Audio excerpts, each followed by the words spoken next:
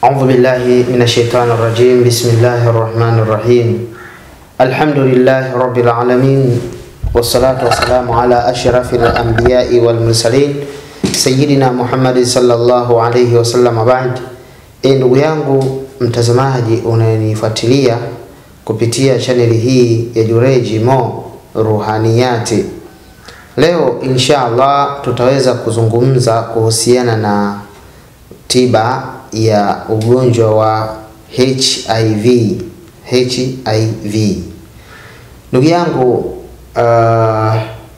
sina maana mbaya katika watu ambao najua kidogo naingia kwenye jambo ambalo ni zito, lakini lengo kubwa ni kusaidiana. Lengo kubwa ni kusaidiana ili watu waweze kuwa na afya zilizokuwa njema kwa wote.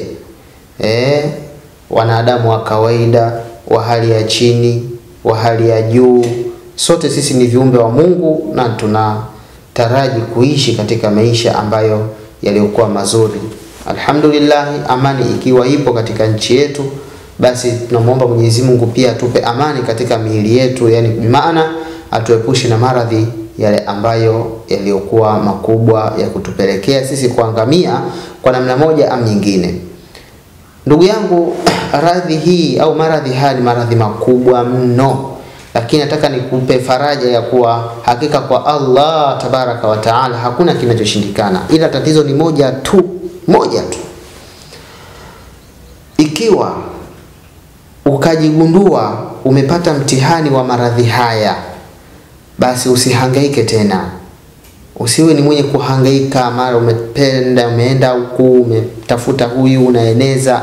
Hakika itakuja vibaya, na mwisho wa siku ni kwamba itakusumbua na hata kupata matatizo makubwa ya kusababishia hata kukosa wewe ndugu yetu. Inakuwa ni jambo ambalo ni la kawaida. Lakini kama umepata bahati mbaya, manake zipo namna nyingi ambazo unaweza ukaupata ugonjwa huu. Ima sababu ya kuruka, na hii ndio kubwa mbaya ambayo haitakiwi, unaona Lakini kuna sababu ambayo labda umeshare kitu, unaona chancha kali, basi maana yake ni kwamba baada ya hapo ukapata viambukizi kupitia namna hiyo. Kwa hivyo kwa namna yoyote ambayo umeweza kupata kupitia hii, sasa tunaelekeza tiba hii ambayo wallahi tiba hii itakufanya wewe utapona kabisa biidhnillah. Na unaweza hata usiamini, unaweza usiamini kabisa, lakini utaifanya. Kisha baada ya hapo utakuwa wa kwanza kunipigia mimi simu, utanipigia simu baada ya muda ambao nitakayokuelekeza baada ya kuifanya hii tiba. Ndugu yangu, kwanza kabisa kufunga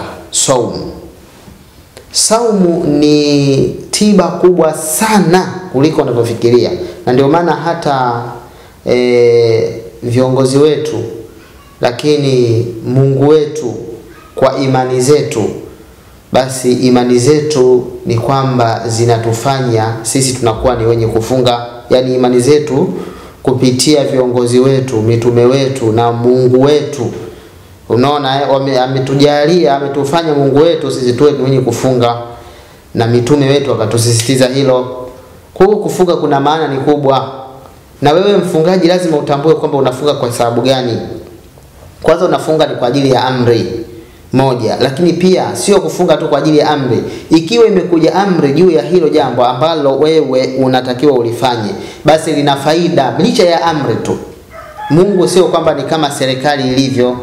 Serikali ina amri zake, serikali ina kanuni zake, unaona Ikifika muda fulani saa 12, sitaki au hatakiwi mtu yote kuonekana katika mazingira, kila mmoja awe amelala, unaona Lakini pia kuna kwa nini imekuwa hivyo. Sasa Allah, ani Mungu, ameweza sisi kutupa amri, na anapokuwa anatoa amri, hiyo amri kwanza ni faida kwenu nyinyi wenyewe. Mata'an lakum, ni faida kwenu nyinyi, unaona wenyewe. wala yeye Mungu hazidishiwi chochote au hakizidi kwake chochote kwa kufunga kwako wewe, wala hakipungui kwake yeye chochote kwa kuacha kwako wewe kufunga. Sasa hii saumu ni tiba kubwa sana. Utafunga saumu ya mfululizo, kwa mfano kama mwezi huu wa Ramadhani utafunga siku 30. Unapokuwa unafunga, basi kwenye mwili kuna vitu ambavyo vinakuwa vinakaa sawa, unaona yake afya. Lakini pia ni kwamba unapokuwa unafunga, kama sasa unapokuwa unafuturu, kuna dawa ambazo hizi dawa za kisuna unatakiwa wewe ni mwenye kuzitumia tu hizo dawa. Kuna dawa ambayo inajulikana kama mlonge. Mlonge huu hapa. Huu mlonge huu unachukua maua yake, yanasagwa vizuri sana. Alafu kuna baadhi ya dawa nyingine ambazo zinakuwa zinachanganywa ndani yake. Sifanyi biashara, ila nakupa wewe uweze kujisaidia. Kuna bati soda, kuna hilba, unaona kuna kairon zinachanganywa zote mule, kuna raihun zinachanganywa mule. Alafu na huu mlonge huu kunapatikana yale maua yake. Alafu kuna patikana na kuzbar, lakini kunapatikana na magamba ya karafuu, vinachanganywa kwa pamoja. Kisha baada ya hapo ni kwamba kila unapokuwa umefungua wewe, ukishakata saumu yako kwa tende, basi kabla hujafuturu kula kawaida, basi tumia kikombe kimoja cha hii dawa kunywa. Wallahi mpaka ukija kumaliza funga siku 30, kaa siku 10, kwa maana siku 40, kisha nenda kapime afya yako. Ndugu yangu, tunapeana hizi siri, hakuna ambacho kinachoshindikana. Huwa tunasema hakuna kinachoshindikana chini ya jua. Bimaana hakuna kinachoshindikana mbele ya Allah. Ile ina masharti. Masharti yake makubwa sana. Usiruke wala usitoke nje. Tena usitoke nje kabisa.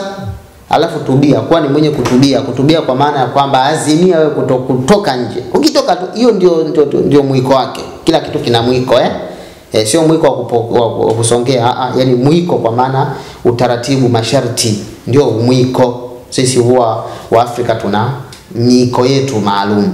Kwa hiyo hilo ndio kubwa, lakini pia kadhalika kuzingatia kutumia dawa katika mazingira hayo. Mengineyo na ushauri zaidi tuwasiliane kupitia namba hizo za simu. Assalamu alaikum wala afwa minkum.